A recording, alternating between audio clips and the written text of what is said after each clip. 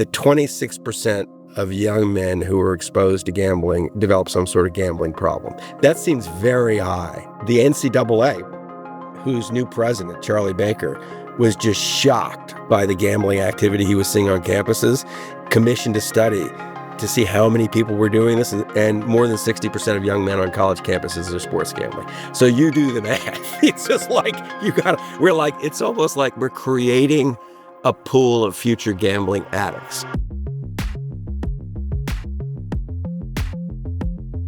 Michael, where does this podcast find you? Smoke Tree Ranch off the side of Palm Springs, which is a gated community created by Walt Disney and some of his pals way back when. Wow. Let's buzz right into it. In the latest season of your podcast, Against the Rules, you investigate sports betting, which we talk a lot about here on the pod, which you refer to as a great social experiment. Walk us through the state of play of this experience and where you think we're headed. So in 1992, Bill Bradley, then a senator, created essentially a federal ban on sports betting. It exempted Nevada, but basically it was against the law. And the Supreme Court repealed that in 2018. And the new law of the land is states can legalize it if they want to. And 39 states have. And about 2/3 of the American population has access to sports betting on their phones. About 1/3 still doesn't. And the industry here is dominated by two companies, FanDuel and DraftKings. They have, a little hard to say exactly, but say roughly 70% of the market. And before they were sports gambling companies, they were daily fantasy sports companies, which they actually was the perfect thing to be before mobile sports gambling is legalized, is a daily fantasy sports company. You know all the customers, you have data on all the customers. Sports bets in America have skyrocketed. It's a little hard to say because it's hard to know what numbers to trust because there was an illegal market that presumably is not quite as big as it used to be, but the legal market has gone from a few billion to over 100 billion a year.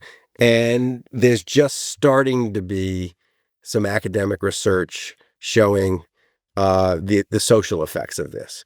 I mean, it's kind of cool. The way it's rolled out has created these natural experiments that you have because you have states that are side by side. One has legalized it, one has not legalized it. So you can sort of tease out the effects of legalizing it.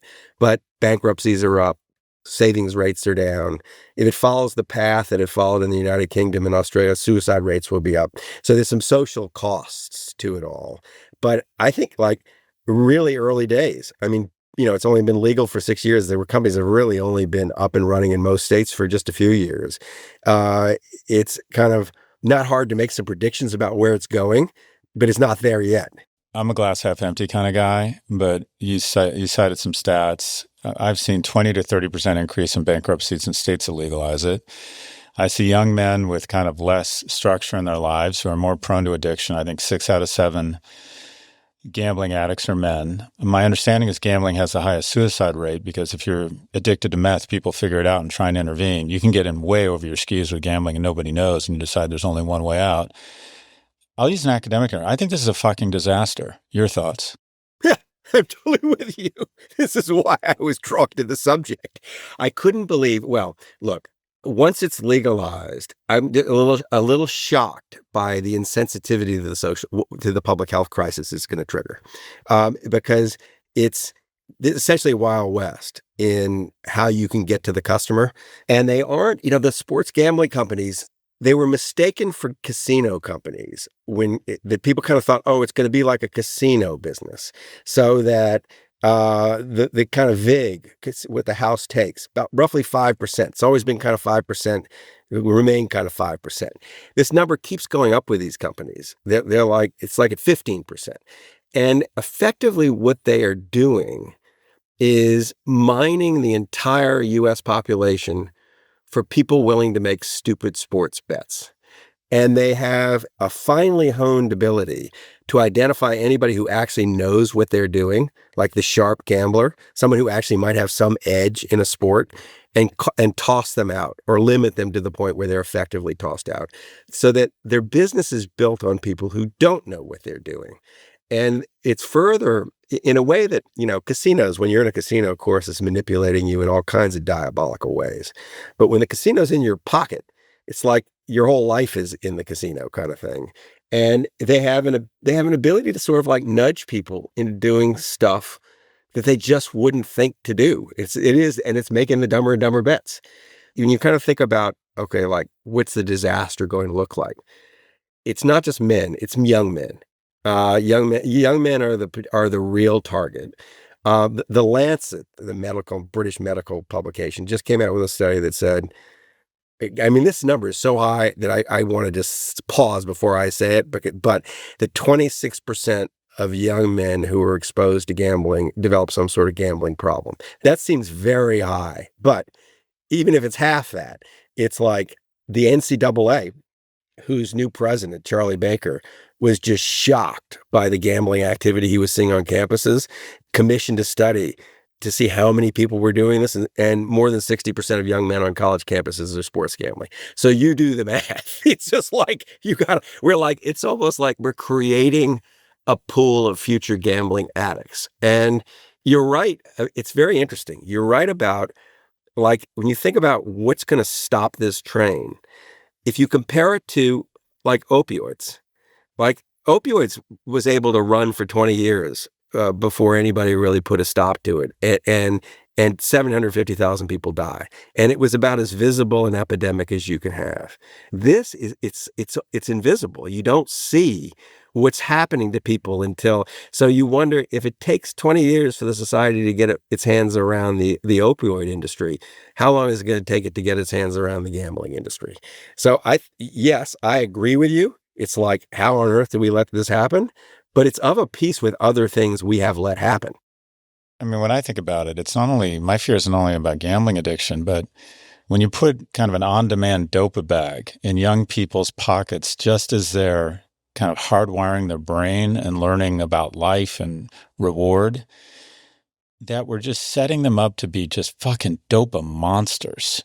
And if they can't get it from gambling because they run out of money, they're going to find it somewhere else. Have you seen any of my thesis is we are literally unleashing into the economy, into the world, millions of dopa monsters that are just going to find whatever way they can, opiates, sex, porn, online shopping. They're just going to be so hungry for that rush because their brains will have been wired to expect that rush, that it's going to have all sorts of ramifications outside of gambling. Am I catastrophizing here?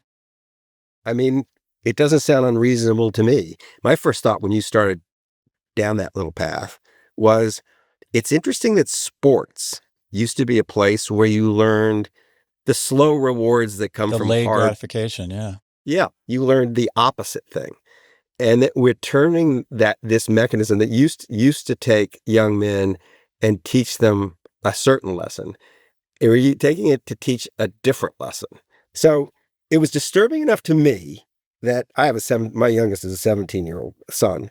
Like, I gave him some money and adult supervision so he could learn how to navigate this world, because it does feel like not only are we creating a world of dopamine addicts, but the signal you send, especially to young men, because they're so susceptible to this, is the world actually doesn't give a shit about you.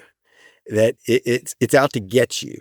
When I got into this, when I started working on the story, what motivated me was the book I wrote about, stuff I learned in the book I'd written about the pandemic. I got interested in it because the U.S. response in the beginning was just so appalling. We had 20% of the world's deaths with 4% of the world's population in the first 6 months. And I learned in the process that in the few years leading up to the pandemic, we'd had experienced a decline of life expectancy in 3 straight years. And that had not happened since 1918. And I thought, well, the pandemic's happening in the context of a society that's already not taking care of its people, that there's some basic failure is occurring. And this feels like part of that it's like, it's a public health problem, and that it's not that hard, even if you can't do anything about legalizing sports gambling, it's not that hard to do some things to blunt its effects. So here's my solution. I'm trying to work within the constraints of the society. I don't think actually me going off about how diabolical it all is going to help anything. They're doing something that I think is kind of interesting. The sports gambling companies, they are, because they're so good at chucking out of their businesses anybody who knows what they're doing. They're isolating people who don't know what they're doing. So by definition, if you have an account in good standing at FanDuel and DraftKings and you're doing a lot of sports betting, you have signaled to the world you don't know what you're doing. I think that if we get that message out, and that if you say, like, if you're looking for someone to manage your money, the first question you should ask them is, do they have account in good standing at FanDuel and DraftKings? If they do, you should never give them your money to manage. Like that, if you make it a point of shame that you're in good with the industry, that you might stigmatize it in a way that makes it less dangerous. We'll be right back.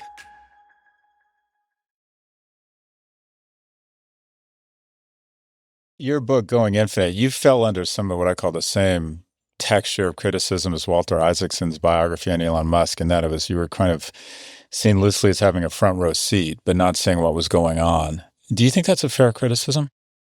I didn't write it until after it all collapsed. When I sat down to write the first words, there wasn't much I didn't know had happened. I mean, very little came out in the trial that wasn't already kind of known.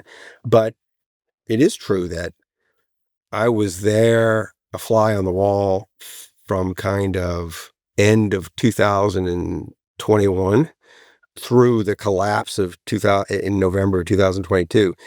And if you'd have said he has the money, the customer's money in Alameda, I'd have said, you're insane. There's no way. That would be so dumb.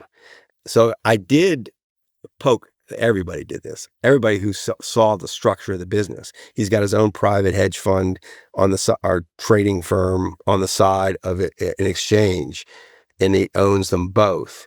I did ask lots of questions about conflicts of interest, but what I imagined would be the problem wasn't the problem. I imagined the problem was that his trading firm would have the same sort of privileged access to the exchange that high frequency traders get on the New York Stock Exchange, and privileged access to data and so on. So front running, whatever. And that wasn't the case. I did not see that, like, oh, yeah, the money's in the wrong place. Did I, in retrospect, think I should have seen it? Not really. No one else saw it either. You know, there wasn't the interesting thing. There are many interesting things about this story, but one interesting thing is, yeah, a lot of people said, I wonder if they're shady, like FTX. But that's in crypto, that's easy, like as a heuristic. If you're a successful crypto business, you're largely unregulated and you're 26 years old and no one's paying that much attention. The specific criticism, oh, he's got the customer's money in his hedge fund. No one said, zero people said. So not even and he had whatever, 100 and something professional investors who owned a piece of them, and they didn't say it. So I don't know. That would have been very hard.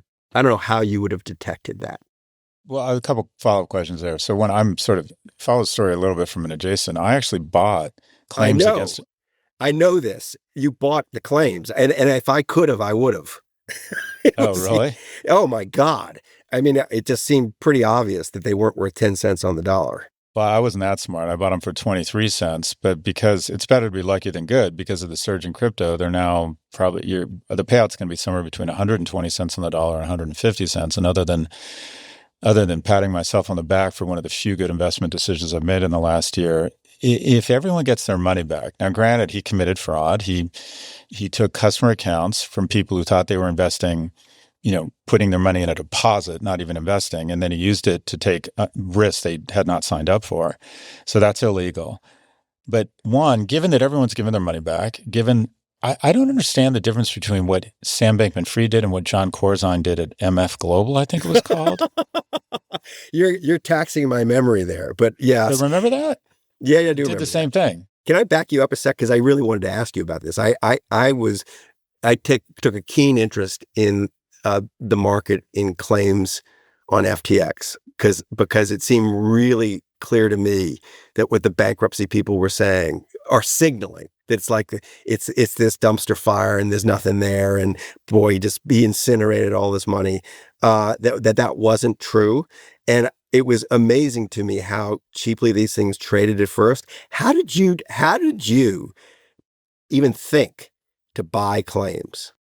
I'm fascinated by, I've invested across every asset class, from angel to venture to growth to public. And by far, the best asset class is distress, because similar to biology, people don't want to hang around old people. So the best businesses are businesses dealing with old people. And the best asset class is distress. So I look at bankruptcy filings, and I was fascinated by this. I got the bankruptcy filing from the court. I read through it.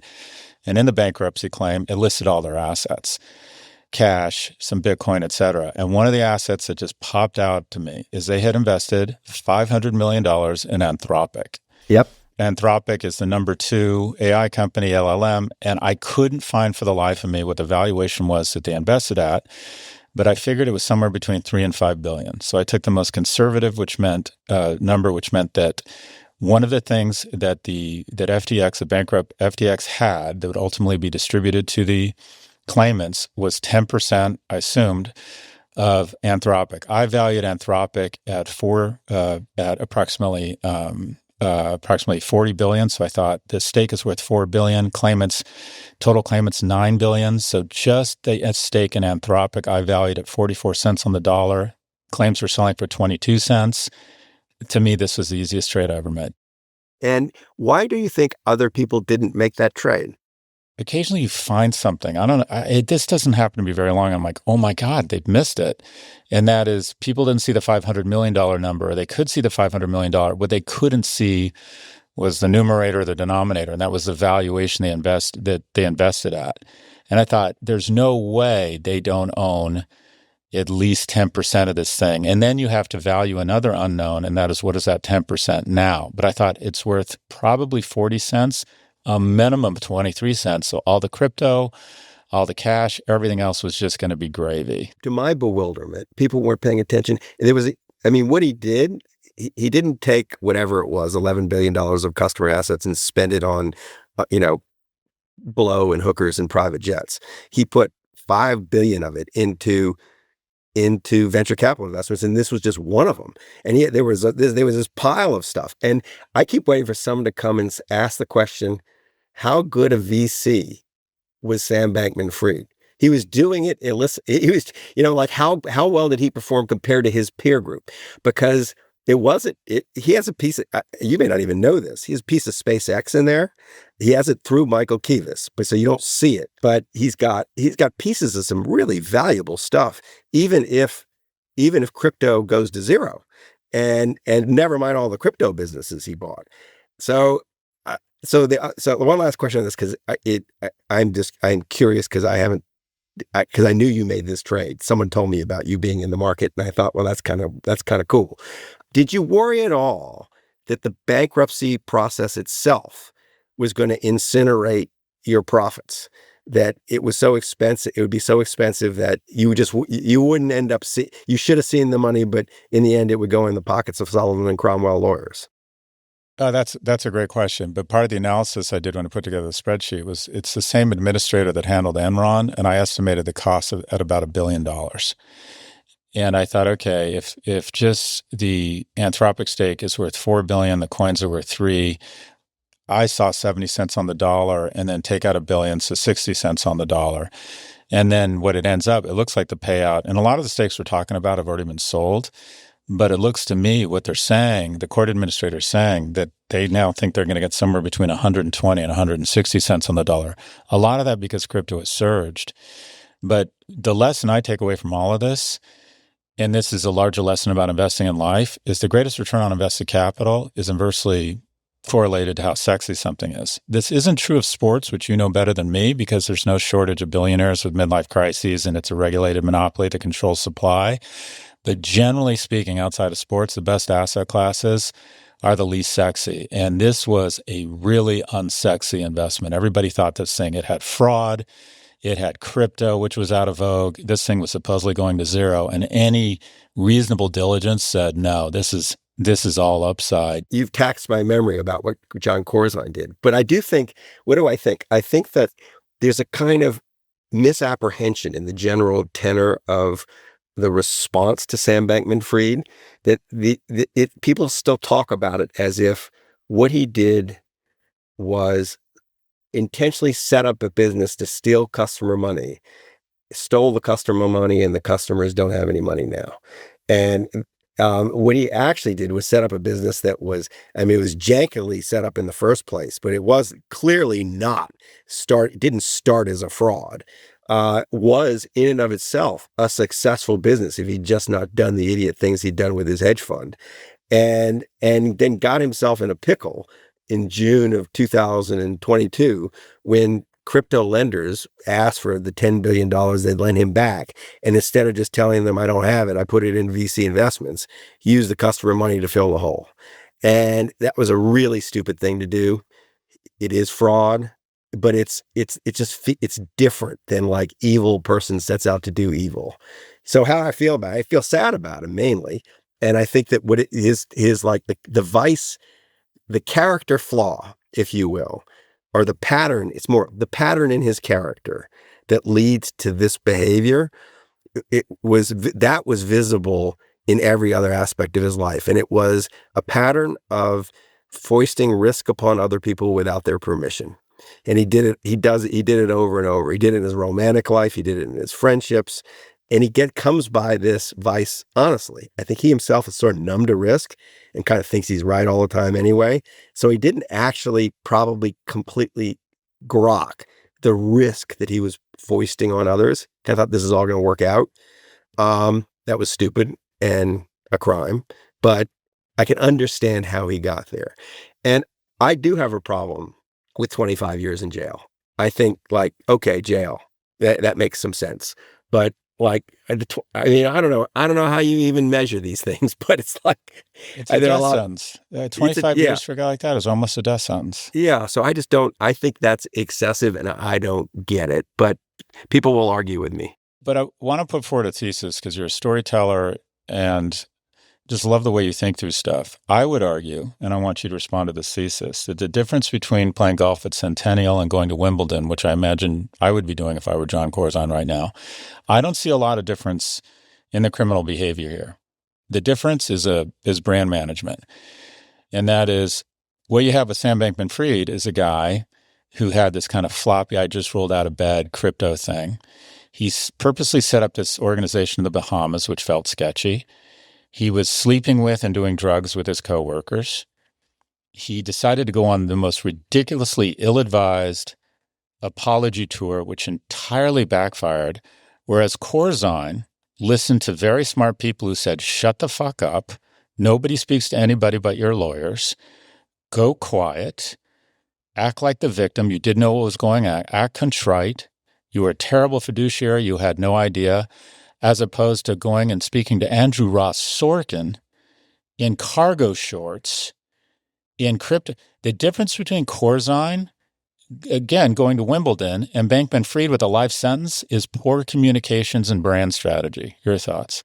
Well, you're absolutely right that the way he handled it from the minute it all fell apart was catastrophic.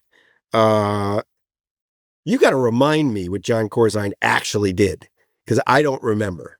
MF Global, customer deposits that ends up were being used to make speculative investments in the market. John Corzine, my understanding is, thought interest rates were going to head one way, and he claims he didn't know these deposits were being commingled. It was pretty much the exact same crime. It also speaks to the moment that there's a frustration with the ability to get our hands around the necks of rich people who do bad things. And when you get a live one now, the sort of the speed with which the justice system leaps into action is incredible.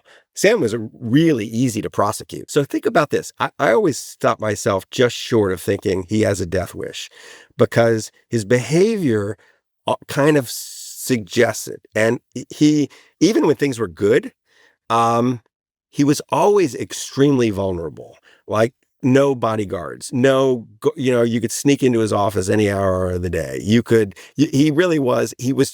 there's this sense that like he doesn't protect himself, almost willfully. And so that just extended into what happened in the legal process. So, Michael, I love this, and you're a fascinating storyteller. Just a couple questions to wrap up here. I find one of the most fascinating characters in all of this is it Carolyn Ellison? Caroline Ellison? Carolyn Ellison. Any insight? A lot of people didn't think she ended up being what my description, or I think the Southern District called her the ultimate perfect example, quintessential government witness, but they put her in prison. We know a little bit about Sam. We know almost nothing about her. What were your impressions, or what was? Can you provide us some texture on Ellison? She was a math kid who thought of herself. I think she's there was a bit of a split personality thing going on with her. She had a lust for a stable and normal life, and at the same time thought of herself as someone who would do radical and crazy things. And she in college joined the effective altruist movement, and seemed to be kind of all in on that. And I tell you, she was very susceptible to the charms of Sam Bankman-Fried. Here's the texture for you. She told a colleague, this didn't even make the book, but she told a colleague that even after she and Sam had broke off their relationship, it was worth her having sex with Sam because it made Sam more efficient. And making Sam more efficient was the best thing she could do for mankind, because Sam was the person who most likely to save humanity. So that gives you an idea of how she is. I'm going to try that in a bar. Just this, you owe this to the world will be a better place if I'm more relaxed tonight. So this will be the last question, I promise. You have, I look at, I mean, granted, my idols are different than most people's, but I look at you and I think, I want to be this guy. You're just doing cool shit, telling great stories, writing interesting books, going to movie premieres. I think you make an exceptional living. But at least from an exterior perspective, you're in a great seat. We have a lot of young men and women who listen to this podcast. Can you give us any one or two pieces of advice for someone who looks at you and thinks, I'd like to be in that seat? Were there any things that you wish you'd done more of or less of? What advice would you have to your younger self? Well, first off, I never thought that way about what seat I wanted to be in. I never thought I want to be that person. I always just wanted to be me. It's like the best me. And there were things that made me feel the best me. And writing was one of them. Writing was the big one. And I just thought, I've got to do this. So not trying to be someone else would be one of the first things I would say. Another thing that led me to like lots of the good things that have happened in my life, it's related. It's like not paying attention to what you're supposed to be paying attention to, like what everybody else is paying attention to. If everybody else is paying attention to it, it doesn't need your attention, kind of thing.